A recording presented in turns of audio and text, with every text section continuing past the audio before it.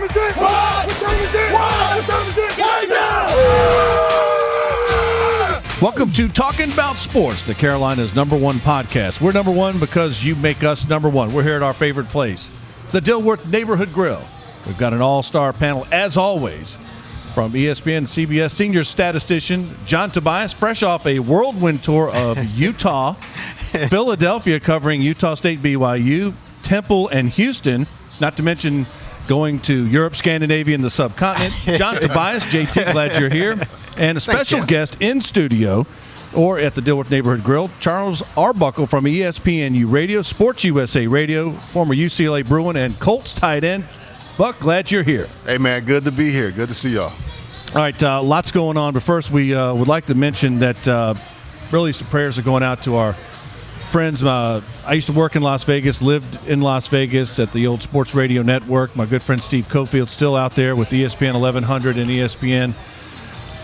Just a bad situation all around, totally unnecessary in the United States of America in 2017. And our hearts and prayers are going out to the survivors, the fallen, and to the first responders who stepped up big and helped all those people involved. And you can help. You can help. In fact, the soon-to-be Las Vegas Raiders are donating $50,000, which will be matched by more. Will be matched if you can help by calling 1-800 or 1-866-535-5654, and that's great for the soon-to-be Las Vegas Raiders who are still in Oakland right now. You guys got any thoughts, JT, on this bad deal going on in Las Vegas? Well, it's heartbreaking, and of course, if you've lived long enough, I think everybody's been to Vegas at least once, or more if you've lived long enough. And I tell you, the older you get, I think this goes for most people, the older you get, the more you really do appreciate life, and you never really know in terms of what could happen to you, to put it in perspective. So with that being said, it is very heartbreaking. All of those people were very innocent, very unfortunate situation, but I think that it's also great in terms of what the Raiders are doing to step up, because when you have teams that do something like this, Charles, it becomes infectious to where other people want to constantly give as well. Yeah, I mean, guys, I love music. I think most people do, and I think the different genres of music. I'm not in the country, but I grew up in Texas, and I don't think it's about the music, but music seems to bring people together. And when I looked at everything that was happening, all of the people that were helping with different colors, different races, different creeds, but they were helping each other out, trying to get out of a situation where a maniacal person is up shooting them down, but they still had enough impetus to help one another, go into and help one another, people that weren't first responders. And that's the amazing thing to me when I look at it. As much as I love music, you take something where people are enjoying it, having a great time, and you try to destroy it, and it doesn't happen. So when you look at it from that perspective, I think it just shows you the spirit of people, human beings. And, Buck, before, we also want to mention prayers going out to 2012 Gardner-Webb graduate and soccer player Tina Frost. She's at tape time is in critical condition, so we want to send her thoughts and prayers out for a speedy recovery. And, Buck, you might want to put your jacket back on. It might be a William Wilson custom. Well, I am going to put it on at one point of this segment. Well, because Will's right off set, so not only does he have to, you're.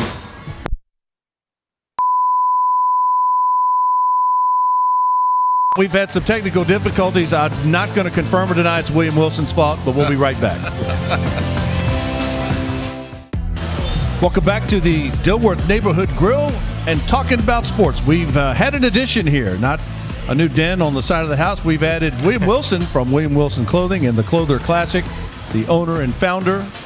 Will, glad you're here. You may not always be the smartest guy in the room, but you're always the best dressed man in the room. Hey, but I got competition this time. Well, that's because he's wearing one of your jackets and suits. So, I mean, he's the smartest man in the room. We giving him all this puff? I got to carry it off. Come on, man. You got to have a good body to carry it off. Exactly. That's what I'm saying. That's exactly. So you're the best. You guys are well dressed and smart. So there you go. JT was asking you in the break about some fashion advice, news that you can use. So might inspire you to step up. Well, I mean, I got to get up I got to get in a different tax bracket. All I'm gonna say is it's a little hot in here with this suit on, though. Will also a champion pit crewman from Ultra Motorsports, champion. Will, your NASCAR expertise. Very sad to pass along that. famed owner and engine builder Robert Yates has passed away. And you have any initial thoughts of Robert Yates? Yeah, when I saw that yesterday, I was like, wow. I mean, Robert Yates set the standard for engines for a long time. I remember when Dale Jarrett won the championship. That's Kevin Tolbert's guy. He was just telling us about it. He almost got thrown out of the Daytona 500 booth cheering on Dale Jarrett in the press box. Yeah, you know, they won a championship, and then Ford Quality Care moved down their sponsorship right after that. But I mean, they did Robert and Doug Yates and the whole Yates in the department. I mean, they set the standard. Their cars always ran strong. The 88, the 28, and all the cars they supplied motors to ran really strong for the Ford program. They really built that Ford program, motor program, going into the 90s and 2000s. Ricky Rudd carried that on. I think he drove. Yeah, the Iron Man. He rode the 28 car. He was the Iron Man car. Then, trying to remember who replaced him. He drove a Tide car for a while, right? He did for a while. Then Tide went over to Ricky Craven, right, over MBV Motorsports. But you know, I was telling everyone off break the night that Dale Earnhardt died to Daytona. I remember working at a news station, and I went to the Concord Airport where all the guys were flying back from Daytona. And in addition to Dale Jr., I interviewed Robert Yates, and Robert Yates was he had some very great words. I mean, it was a bad situation all around, but never was always had a moment for anybody who would ever want to come up and talk to him. So I really think Robert Yates, not to mention his NASCAR accomplishments as an engine builder and team owner, but just a good human being. Yeah, you know, NASCAR's changed a lot now.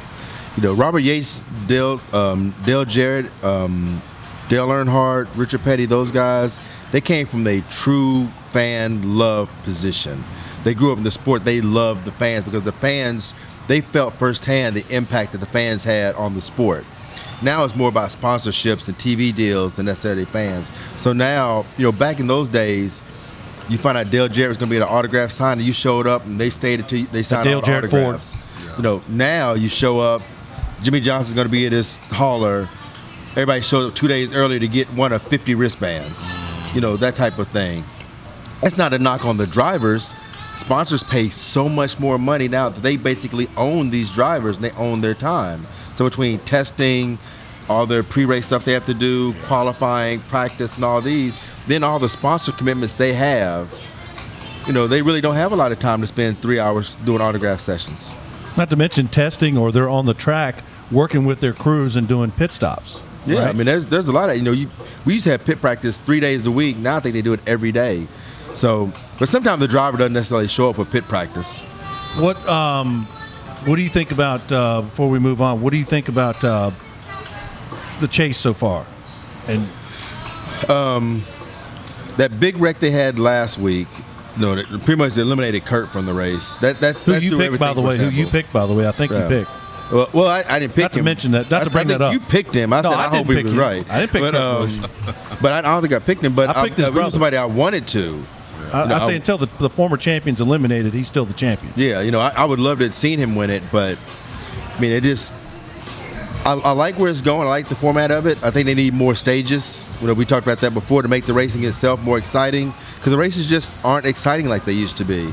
And I love watching NASCAR. It's just not what it used to be. You say that Truex is not going to win. You said that last on our NASCAR special. You still feel that way? I still think it's looking like Truex, Kyle Larson, and Kyle Busch. I mean, it could be, but all it takes is one bad race, and that changes everything. So he could. All right. Well, we've got a break coming up, and we've got college football with Charles Arbuckle here to talk about that, the Carolina Panthers, and much, much more. This is Talking About Sports from the Dilworth Neighborhood Grill.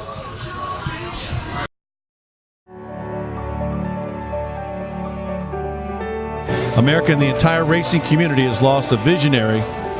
NASCAR icon Robert Yates was 74.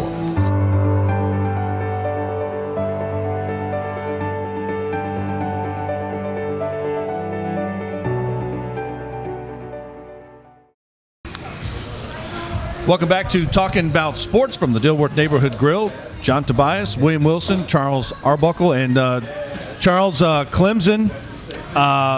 Maybe they are going at it a little too hard in practice sometimes, but they haven't had much I don't think much competition on the field. I guess Virginia Tech gave them a run for a while. Louisville gave them a run for a while.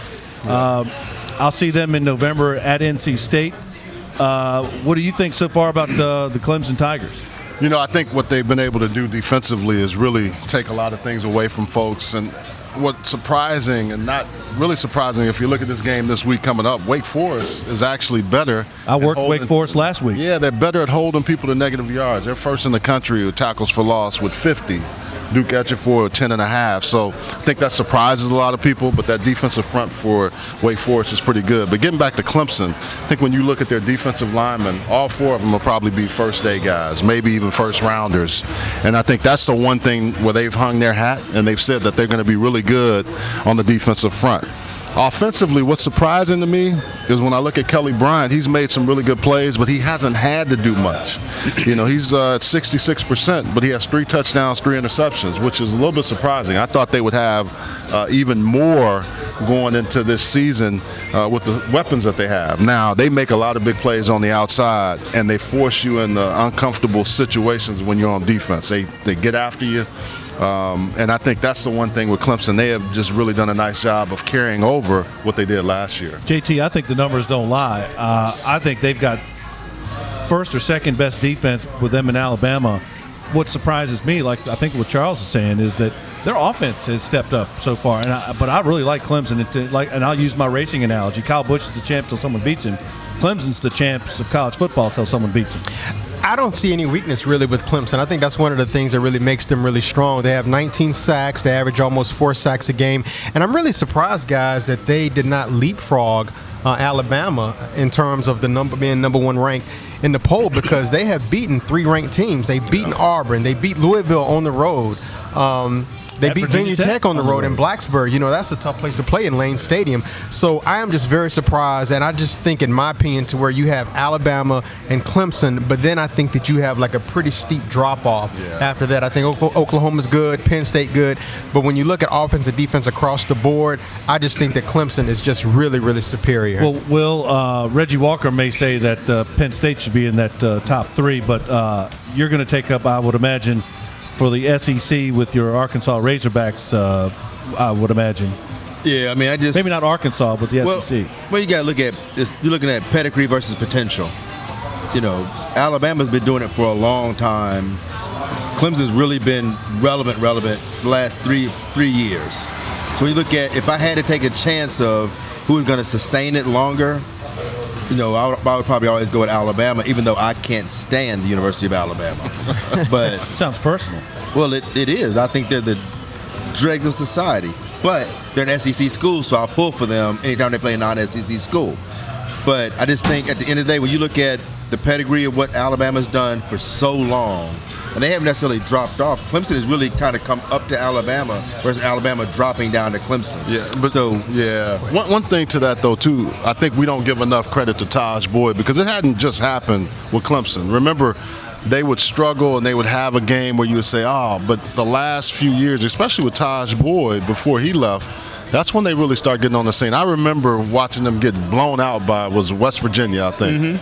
And it seems like after that point, I don't know, to a man, they became a better ball club. Now, they weren't at Alabama's level, but what they were doing is they were representing the ACC, because I watched them as far as when Dabo was an interim head coach. Right. So I got to see this team over the course of time, from him with his one heartbeat and all the stuff, all the cliches that we were like, okay, is this for real?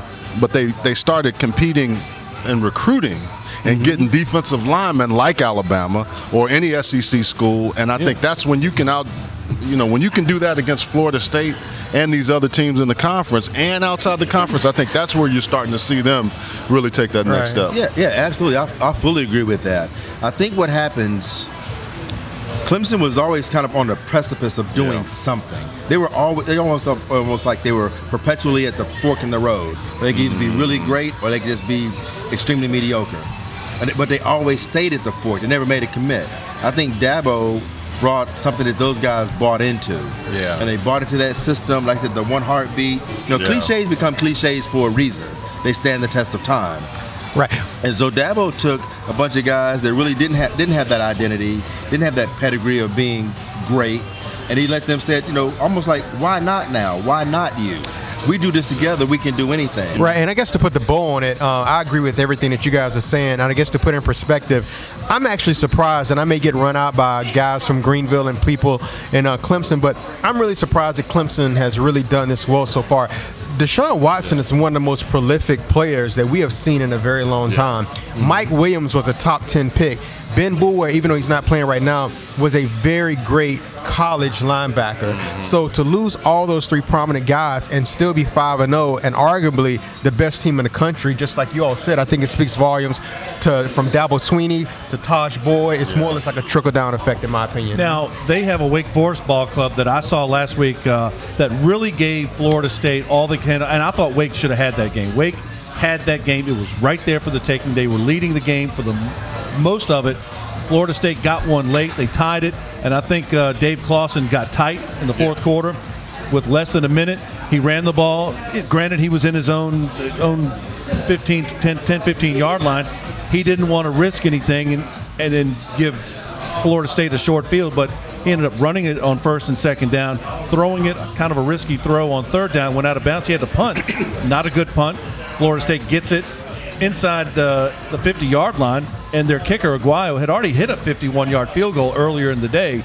So I question that, but I think they did play hard. I just think that Clemson has too strong a defense and more than enough offense to take care of Wake Forest. Isn't it amazing, though, guys, how we're talking about Wake Forest when it comes to football? And I'm from Winston-Salem, by the way. This is the second straight year that Dave Clawson has started. I got to tell you about this wing place I went to after the game. Wing place, okay. This is the second straight year that Wake Forest has started 4-0 under Dave Clawson. And like you guys said, they could have easily won that game against Wake Clemson. Forest is on the rise. Against Florida State. About that. No question about it. But one thing I want to get your take on, Charles, is that they do kind of have like a gauntlet. They do have, they play at Clemson. They play at Georgia Tech. You know how tough it is to prepare for that particular offense. They're tough. They have a home game against Louisville. They play at Notre Dame.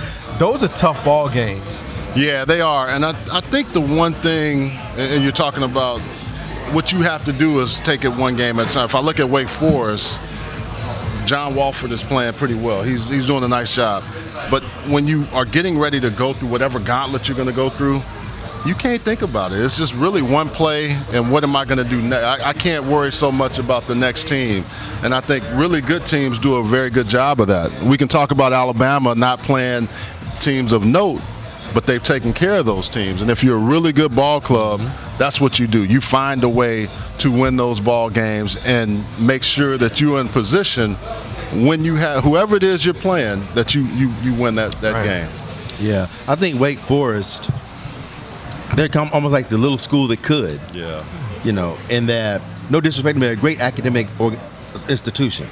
But from a football standpoint, if somebody would say at the beginning of the year, we'd be having this conversation about Wake Forest, you'd have said you're crazy. Right. But again, they're buying into that system. They're buying into it. Wake Forest's biggest problem they're going to have to worry about, because I see them, let's first start the gauntlet thing. They know going into it. I mean, they're not stupid. They're going to Wake Forest. These aren't unintelligent kids. They know they're supposed to lose all 4 of these games, so they have no pressure. They can just pin the ears back, and just play football. So for them, their win, it's like in NASCAR. Some teams are racing for 15. That's their win. They know they're not competing against these guys. Are you saying they're playing for the Belk Bowl?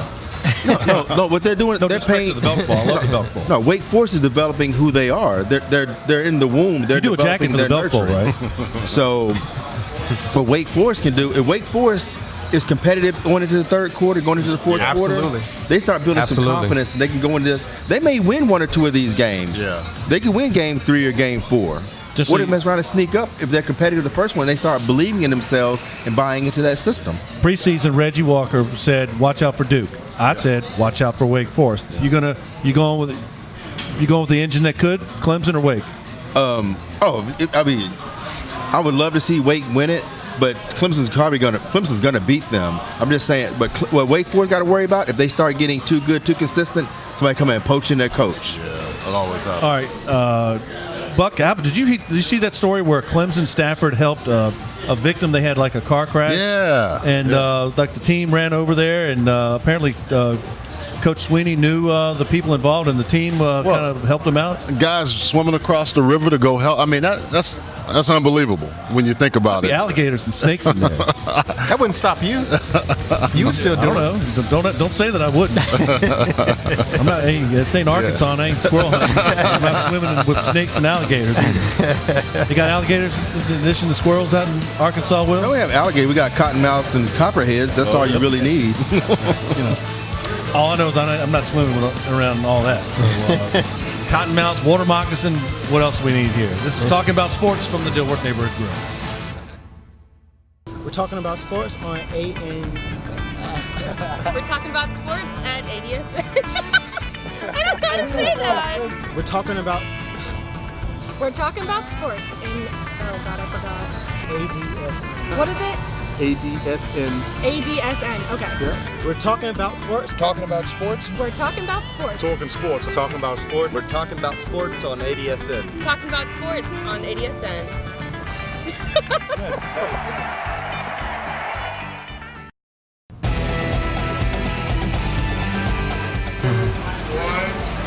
Welcome back to Talking About Sports from the Dilworth Neighborhood Grill. William Wilson, Charles Arbuckle, John Tobias, JT. Duke, 4-1 Duke. That's a lot of people. Reggie Walker was on their bandwagon early on against a very perplexing team, I would say, in the Virginia Cavaliers. I saw them absolutely destroy Boise State on TV the other night in Boise. I like Bronco Mendenhall. I think he's added a certain amount of toughness to the program that maybe they didn't have under previous regimes. This one, it's at Scott Stadium, or what used to be called Scott Stadium. I played there in high school, but I still like Duke. Will, what do you think of Duke and Virginia? Honestly, I don't know enough about the two schools. All right, next, Charles. What do you got? Well, so here's one thing. I know Duke's hard to get in, and so is Virginia, because I didn't get either one. Well, I was surprised with how hard Virginia played and what they did at Boise State. That was They were hitting hard. Yeah, that was hard-hitting shocking to me. physical ball club. But what I will say is I think Duke, we undersold, even with the loss to Miami, I still think Duke is a team that can make some plays and do a lot in this ACC. And I agree with Reggie. Even though I didn't talk to him, I knew that this Duke team was going to be better because of Daniel Jones, kid that They're played. quarterbacks from Charlotte. They're starting tailbacks from Charlotte. They've got a lot of DBs from Charlotte and Monroe, North Carolina. They, Jones. you know, if you watch them, Cutcliffe finally has them playing better in the trenches, and that's where you have to win. This Virginia team is going to be physical. That's what Bronco Mendenhall always preaches. You got to be physical, and what I saw with Virginia against Boise State, if they show up with that, this is going to be a very intriguing matchup. JT, Yeah, what he said, I totally you were saying that before you got here. I know. Will's co-signing. JT, my whole seeing Duke 2 times in person. My only thing with Duke is what Buck was saying is their offensive line has got to step up. They allowed Baylor to get in on quarterback. They allowed North Carolina to get a lot of pressure. If they can address the offensive line, I think Duke is going to have a very good day. You nailed it. And the thing about it is that, once again, isn't it crazy that David Cutcliffe is like a brilliant offensive mind, but yet the narrative is that we keep our common denominators, that we keep on talking about the Duke defense. Yeah. You know, David Cutcliffe is like an offensive mind. You know, Daniel Jones, I think, is great. You know, there was a time where he had gone like 160 passing attempts without throwing an interception based from last year. I did the game stats for the UNC Duke game a couple of weeks ago, and just to prove how good that defense is. I was there. You didn't even look for me. I know. They had good food. I was looking for you, man. I was looking for you. But That's where I was. I think you're hanging out with Roy Williams. But the thing about it is that in that game, UNC's offense did not cross the 50-yard line only 3 times. Yep. They crossed the 50-yard line only 3 times. And the Chad Surratt ran it himself one time for that 71-yarder. Yes, and we can talk more about him later when we talk about Tar Heel football. But the Russian defense is really, really good. They only give up 80 yards per game. Prior to that, before the Miami game, it was like in the 60s. I think only Michigan had more, had given up less rushing yards. But the Miami game kind of messed things up. But with that being said, they really have like great substance when it comes to defense. I think they're going to beat UVA, and I definitely think that they're going to be a force to be reckoned with as the season progresses. You brought up the Tar Heels. They're 1-4. I never would have seen that coming. I think Larry Fedora is a very good football coach, and I think that the Tar Heel athletic department and Faithful need to just realize this is maybe an aberration and not reality. Larry Fedora is a very good coach. but losing 33-7 to Georgia Tech is not pretty. What's your take on the 1-4 Tar Heels? I totally co-sign what you said, and I would love to hear Charles' input as well as Will's. I look at it like this. UNC fans totally need to chill on Larry Fedora. They got a good basketball. They lost their 3 best offensive players. Mitchell Trubisky went to the Bears. TJ Logan, he was a great running back. Elijah Hood, Charlotte's own, went to Charlotte Catholic. He's playing with the Raiders now.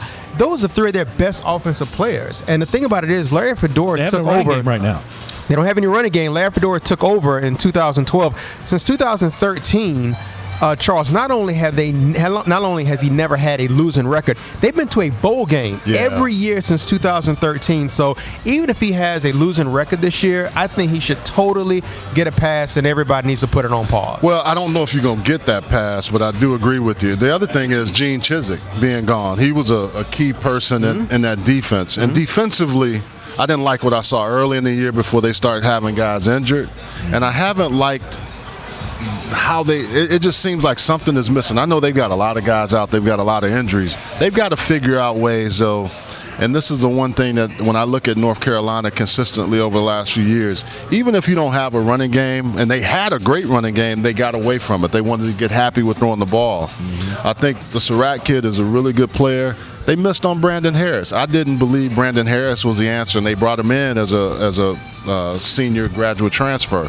I will say this, he probably will get a pass because of all the things that he's been able to do, but it depends on how they finish. And I think that's going to be really important because they've done a really nice job, as well as Duke and North Carolina State, of getting kids here in the area, getting kids in the Raleigh-Durham area and recruiting. And when you start playing poorly and you start taking a step back, that can hurt you. And I think that's the one thing they've got to guard against, because already everybody's coming from outside of North Carolina to get these kids. If you don't play well, you then lose them as well. And I have to say this, fans, you got to show up to the games. I mean, that's the one thing that I've been disappointed in. When they have really big-time games, they haven't shown up. That's the one thing I'll say about NC State. No matter how they're playing, they show up. Duke has to do a better job of getting fans in the stands, and I think North Carolina has to as well. You brought up NC State. They are 4-1. They're hosting Lamar Jackson in Louisville. NC State wearing all black uniforms, black helmets. Louisville, the only team wearing red. Cuts Carter Finley tonight as we tape.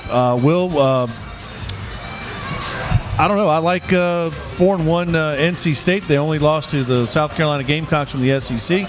What's your take on NC State 4-1 in Louisville tonight? As a Razorback, every time I hear Louisville, I hear Bobby Petrino, and I just think to myself, I want him back. You just don't want to let him get on the motorcycle with the volleyball players. I don't care if he rides on a unicycle at this point, but I just think. You're not a fan of Brett Bielema? Not at all. He's widely regarded. So a lot of things are widely regarded. Some people get voted president, don't necessarily make they're good. But my thing is, I think North Carolina State is buying into the regarded, system. Can't you tell? They're buying into the system. They're buying into it. They believe in themselves. A team that believes in themselves, Big Mo is hard to overcome. They have momentum. Yeah. But I don't know what I'm not sure about with NC State. Are they just following the momentum, or are they starting to believe in themselves? Yeah. Well, we got to guard against what NC State is. They get in this kind of situation, and you look at their record against top 5 opponents or top 10 opponents or whatever it is, they are god-awful. And I think that's the one thing, winning a big game like this has to come, because they've been so close all the time. They'll beat Florida State when they're good at home. They've got to find a way on a Thursday night with a guy like Lamar Jackson coming in to really show that this is a different NC State, that Dave Doran has them going in a different direction. Exactly, because Louisville's going to walk in expecting to win that game. Now, is North Carolina State going to walk in with that same swagger, that same confidence? They play well under the lights. Yeah. They've beaten Florida State under the night games. Right. We're not talking about this. All that stuff is nice. All that stuff matters until you kick off the football. When you kick the football off, it's like, what's in you? Are you going? No, Atlanta was up on the Patriots by how much? The Patriots never felt they were out of the game. Atlanta was surprised that they were winning the game. That's what I'm saying. Is North Carolina State surprised that they're doing this well, or are they expecting to do that well? Well, I will say this. Bradley Chubb on that defensive front has to make sure that they contain Lamar Jackson. They're third in ACC Yeah. They get pressure. They will get after you. The other thing is Lamar Jackson, has to show me that he can beat a team like North Carolina State, who we think is pretty good, because he's looked good against lesser opponents. But I'll say this, Wake Forest last year put the book out on him on how to stop him. They had a spy, they had athletic guys up front, and I think NC State has that kind of athleticism, especially in their front seven. Yeah. JT, we brought up the Gamecocks. They're Deebo Samuel recovering. They got a lot of injuries. Will Muschamp's got to find a way to realize you're in a very tough conference, and there's no more off days. And guess who they play this Saturday? My Razorbacks. How about that? Where's that game? It's going to be Columbia. It's going to be in Columbia. You going to the game? Will? That is my intention. Okay. You got a sideline? You and John Daly have sideline passes? Look, John Daly no longer has sideline passes. Coach Bielema took his sideline passes as soon as he got there. Yeah, You don't like Bielema. No, that is a fact. He did take his sideline passes when he got there. One of the first things he did. Any reason why? No one knows why. Wow. You're friends with JD, John Daly. And I don't think – I mean, I listened to that TCU game coming back. I don't know how they scored as many points as they did the other week, but they seemed like they're just a boring, power-running defense. What about the Razorbacks? Yeah, Arkansas. South Carolina. Here's why I was against the Bielema hire from day one. He can't fit on a motorcycle, by the way. That's all fine and dandy. I'm just saying. He also can't make adjustments at halftime. No, my thing I is, saw him in the Belk Bowl. I kind of agree with you know, if you look at the graphic from last year, we were plus 63 in the first half of games, plus 62 in the first half, minus 63 in the second half. Whatever we give you, we'll give it to you, and then we're gonna take it back. We'll take it back, or we'll take it from you and give it back to you. But our problem with him is I don't like Big Ten football. I've never liked watching Big Ten football. I'd rather get drunk on warm hamster vomit than watch Big Ten football. But I don't like that big running power run football, and that's what he does. All right, dumb question. So, who you got? Razorbacks. Pick Suey. One thing I will say, though, in terms of South Carolina, you know how I said that I think that Larry Fedora should somewhat get a pass in terms of if they end up having a bad year. I'm not so sure about Will Muschamp, and the reason why I say that is that he's 3-2 right now. Arkansas, they could lose that game. After that, they play at Tennessee, home against Vanderbilt, at Georgia, home against Florida. Wofford, they should get a W, no disrespect to Spartanburg, and then, of course, Clemson. So, in other words, it is very, very feasible to where they could finish with a 5-6 record. I don't think so. Outside of Georgia and Clemson, I think they can win the rest of the games. And at Tennessee? Yeah, Tennessee's done. And before we go to break, Will, just be glad you don't have to make Brett Bielema a belt bowl jacket, because that would take a lot of material. What's your beef with Brett Bielema, man? Just saying he's you got to go to break, regarded. man. You got to go to break. He's widely regarded. We're coming back with more pro football. We're going to talk some Carolina Panthers. This is Talking About Sports from the Dilworth Neighborhood Grill. I know you take a lot of pride in seeing your receivers play well. Devin Funchess has seemed to really embrace the physicality of his routes and getting those extra yards. Does that give you a little bit of an enjoyment to see him kind of truck sticking people out there? It's funny to hear a female talk about routes. Like, it's funny. But fun is coming along, man. We're gonna. This is a big game for him because of him being from Detroit, and I know he wants this win extremely bad, and just to see his growth over the years. Completely different player. We're not just on the field. And I told him and Benji today, those guys' preparation has been different this year, and credit the coaching for it. And just moving forward, we're going to expect those same things. Welcome back to Talking About Sports from the Dilworth Neighborhood Grill. It's Carolina Panther time, and I'm watching the Carolina Panthers. I've covered them for all but 2 years of their existence. I've been in the locker room many times. In fact, after every game here at Bank of America Stadium. Watching against New England, Cam Newton, I think his best performance of the year and looking great. But comments at the open locker room or at the open press avail, Jordan Rodriguez asked a question, and Cam Newton made comments that I'm going to say that he probably wishes he hadn't said at this point. But he's catching all sorts of flack from everywhere. When I first heard it, my initial thought when he said it was I didn't think it was that big a deal when he first said it, because I remember watching a NASCAR race earlier this season, and I saw my first black pit reporter You what? I saw my first black pit reporter, and I was like, "Oh, that's kind of funny to see." It was cool. I was like, I'd never seen that. So that was my initial thought. Then I inhaled, exhaled, took a breath, and I thought about, okay, but we've seen sideline reporters. Jackie, Jackie, come here, name. She's on PTI. Okay. Jackie McMillan. Jackie McMullen. McMullen, yeah. She's been talking about Boston sports Globe. and 3 techniques and this kind of thing for 15 years that I know of. It's not uncommon to see females talk about route running, dig routes, 3 techniques, all these types of things. So it's not a new thing now. Linda Cohn knows more about hockey than most people. Yeah, Linda Cohn, Susie Colbert. The list goes on. Maria Taylor. Yeah. The list goes on and on of women that know football, that talk football, not just, "Ooh, I like his jersey. His butt looks good in those jeans." Yeah. Josina Anderson. So I think he at this point, you've been in the league 6-7 years, you should know better. Yeah. I don't think he meant anything contentious about it when he said it, but at some point you should know at this point, especially when you look at the amount of times he's had faux pas and stuff in the media already, he should be even more careful to make sure he doesn't do something like this. Well, Buck, you're a former NFL player. You've had the women in the locker room. all the time. You went through that whole deal with Zeke Mowat and Lisa Olson. Yeah. Look that up if you will. That's out there. I mean, what's your take? So here's, I think Dannon has cut ties with Cam, which I was a little bit shocked by. But you can see things like that. There's news stories about that. Here's one thing that I thought. Okay, they got in the room and I thought they solved it. And then after that, it seems like there was something to escalate even more. I never like to see this for any guy because I know I've been in those situations. And was it a joke? Was it not? You can't do that. There's certain things you can and can't do. And you have to be a professional. And a lot of times in our society now, some people say I want people to be honest with me and say things, but then on the other side, we don't want our athletes to be truly who they are. And Cam has had too many of these incidents. But I will say, what's next? How can he turn this into a positive? Because clearly it's snowball, and there's a lot of people that are. So that's my thought. What's going to happen next if you lose a sponsor like Dannon? What happens here in locally? Well, money hurts, by the way. Will can tell you that. But JT.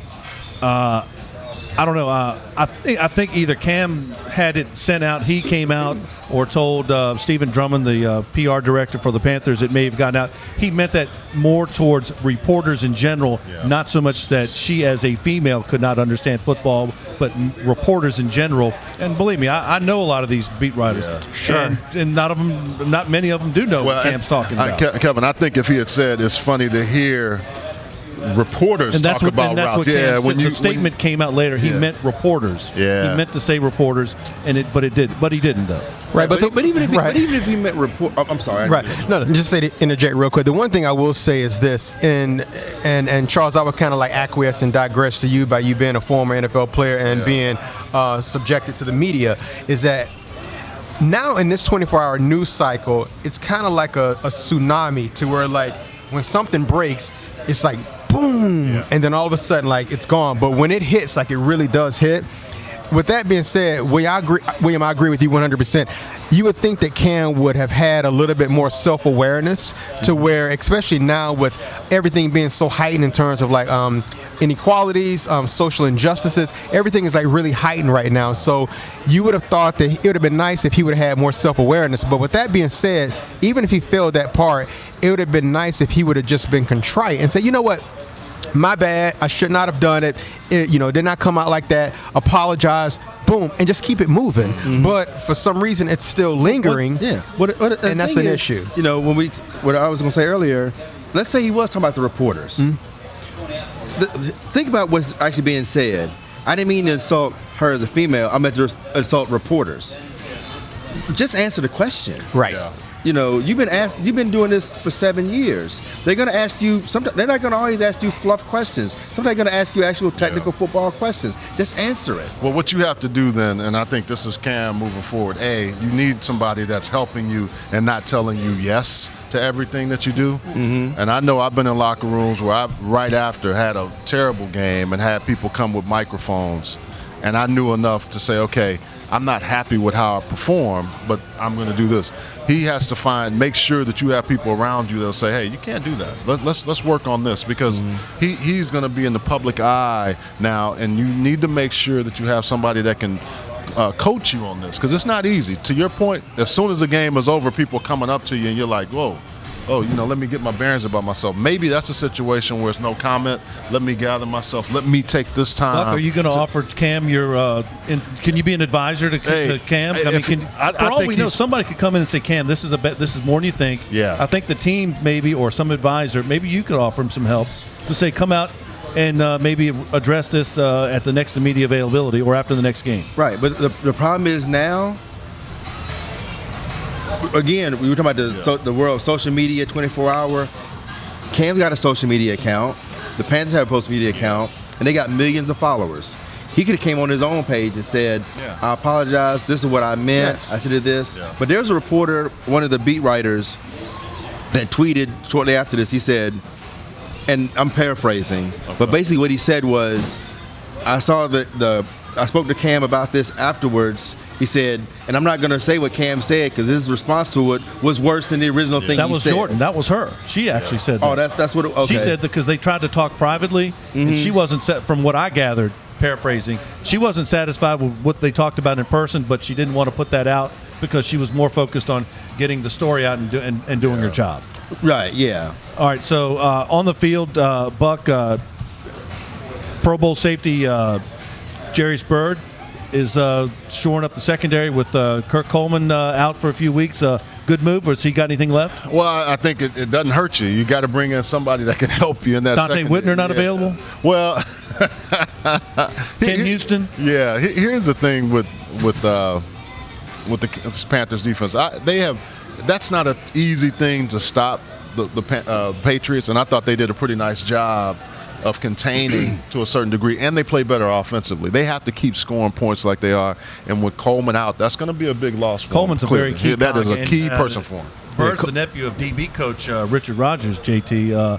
He's got to do something because their secondary, the front four hasn't been getting enough pressure, but the front four is the DB's best friend. Right, but the one thing I will hope that I'm hoping for is that by them having such a signature win against the Patriots, that will kind of jumpstart and hopefully make sure. Detroit is tough. Detroit is tough, and of course Matthew Stafford, like fresh off that great contract, and former Wake Forest coach Jim Caldwell, they definitely are a much better team. But he definitely made up for it though. Oh, yeah. Not with the Colts either. Well, they went to the Super Bowl one year. And he was pretty good as an offensive coordinator with the Colts, right. too. Now, Reggie, if Reggie were here, he would disagree with you because he used to be under Joe Pa's, coaching umbrella for many years. So you're just probably saying that because Reggie's not There's a lot of things I could say about Penn State, but I'm not going to. Look, you're a former Colt. I'm sure you know Coach Caldwell, a very fine man, and I've talked to him. I think he's a great guy. And maybe he's coming into his own. A lot of coaches, like Bill Belichick, didn't do so well in Cleveland. Now he's a great coach. A lot of coaches may need a change of scenery, and they learn from mistakes. They get around other people, other coaches, and they make adjustments. Yeah, I mean, and also think about this, guys. Some of the things that he was doing with the Colts happened with Peyton Manning. So Peyton can be, we've seen coaches leave the Patriots as an offensive coach and don't do well. Or become head coaches. I like what he's doing, and Matthew Stafford has become a really good player. And let's think about it. This is Bob Cooter, good coordinator. Yeah, this is without Calvin Johnson. This is without Megatron. So their defense, I like how they fly around the football. When I watch Detroit, I am impressed with what they've done so far this year. Really, I like Jim Bob Cooter as the coordinator. And I think that name. You just want to say Jim Bob. That's what it was. You just want to say that's what it was. By the way, Will, I think he could be the next coach of the Tennessee Volunteers, by the way. Former Volunteer player. Don't think that his name hasn't been bandied about. I know some friends in Knoxville that have already mentioned his name. I got some friends in Knoxville. They list anybody in a phone book at this point. They just really don't like. I heard T. Martin's name is on that list too. T. Martin's name should be on the list because he won the national title as a quarterback. But again, going back to the Cam thing for just a second, the Panthers had their opportunity to solidify themselves as a solid team in the conversations. This just takes all that away from the conversation. Hey, with this whole Kevin, it campaign. doesn't need to be me. You know who it needs to be? It needs to be a guy like Peyton Manning. Peyton Manning's no longer in the league. He would be an excellent person to talk to, Cam, because he's had some snafus. He had them at Tennessee. He had and then when he got to the room. league, he was short with some reporters in Indianapolis. I was there at the time. But the one thing that he's been able to do is transition nicely. And you don't listen to guys unless you know they've walked in your shoes. So to me, whoever he works with, find somebody that's played in the league Tony that has Dungy? been through that. Yeah, somebody that'll tell you honestly, hey kid, this is how you do it. If you want to have a long career and you want to have money after this thing is over with, meaning money that they keep giving you because they like you, that's what you have to do. Yeah, unfortunately, Cam's not going to get the same kind of benefit of doubt as Peyton's going to get. Exactly. So that's just the ugly reality of that one. Yeah, I'm not even going to go in that one. That's a whole nother show we can do. Exactly. But I agree with you. But I think with all that being said, then I'm not sure that would have helped Cam at that particular time. Yeah. Because in NASCAR we'd have guys who just wrecked their cars. They get out, and our crew chiefs would be, hey, stay calm, because they knew as soon as they got out of the car, there's a camera in their face. Yeah. But in this situation, that wasn't the situation. Yeah. He wasn't upset. It didn't come off a big loss. She just asked a simple question. This is and what they call in tennis, an unforced error. Yeah. All right, Mitch Trubisky, former Tar Heel, he's set to take over for Mike Glennon on Monday Night Football for the Bears. I don't think Glennon was the problem, but it didn't look good when the ball was snapped and it went off his leg and caused a fumble.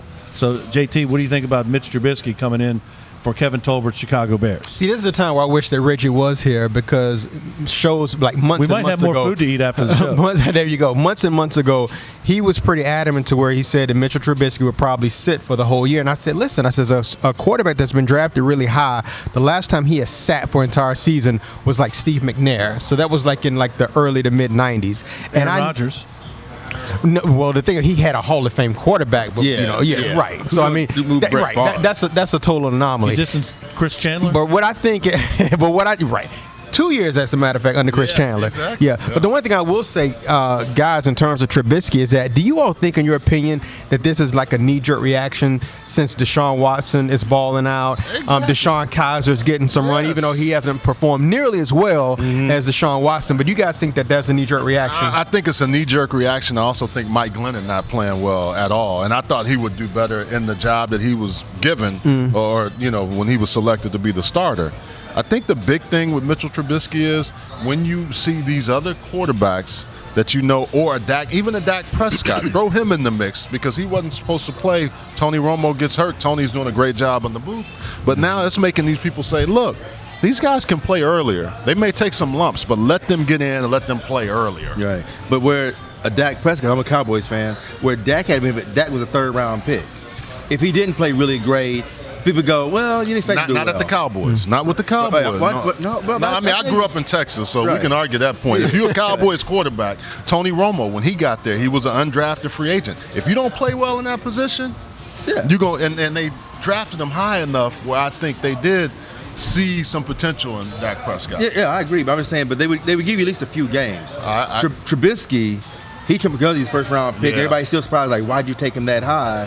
And now all the added pressure of all these quarterbacks that are doing well. Money talks. He's got more pressure on his shoulders that have nothing to do with the Bears before he touches the field. And that's a lot of pressure and a lot of weight to put on a rookie quarterback that's still trying to find his Mike way. Glennon and John Fox may learn that the NFL stands for not for long. And not for long is this segment, because we're coming back with more Talking About Sports from the Dilworth Neighborhood Grill. But you see what I'm saying? Yeah, I think got he'd be the third-round pick. Yeah. Sports, the Dilworth Neighborhood Grill. My man JT, Kevin Casey. The legend, Kevin Casey. When you send it out. Welcome back to Talking About Sports from the Dilworth Neighborhood Grill, as William Wilson does some live social media with his good friend and client, Charles Arbuckle, looking as only they can look. If you got the money, they got the time and the right clothes. So go to William Wilson Clothing and get your fix on, because what do you say? God bless and dress well, Will? Yep. There you go. So we're here at the Dilworth Neighborhood Grill, and Ryan Khalil coming back from a neck injury. It looks like that he's going to be back, although Tyler Jensen didn't really let them down. And wait a minute. Man. Food. Oh, my Nice. favorite. We got wings. They're going to bring it pretzel, all do that down pretzel, here. man, They're going with to the leave it beer all cheese. down here. My man James, Wisconsin fan James, has got the beer cheese going. Those are banging. They got. See, they when you're open at dressed 10, properly, they you got get the food, you get mimosas, served Bloody first. Marys, a Panther shuttle to home games. Hold on. Let me show you how I'm gonna do this. I'm gonna make sure I get nothing on this soup. Is that the Texas way? Yeah, that's There you Well, you got the checkered one from Arkansas, don't you? Somewhere? Yeah. Make sure I don't get anything on this. Yeah, see, when you're dressed properly, they serve you first. There you go. JT, we got to get the William Wilson clothing, man. But I know, no have doubt. Hey, I just know that you were wearing flip-flops at Total Golf, and who's our man at Total Golf? Randy Joyner. From, he said you can't be hitting golf balls with your Polo Ralph Lauren flip-flops, even though you got the Polo shirt. I know, on. man. Randy has helped my game, even though it's garbage still. It's hot. It was hot garbage before. It's less garbage now. It's cool garbage. Well, William Wilson seen me play golf. Yeah. It's a good thing you know a lot about sports. Wow. You and Kevin Tolbert always kicking the man when he's down.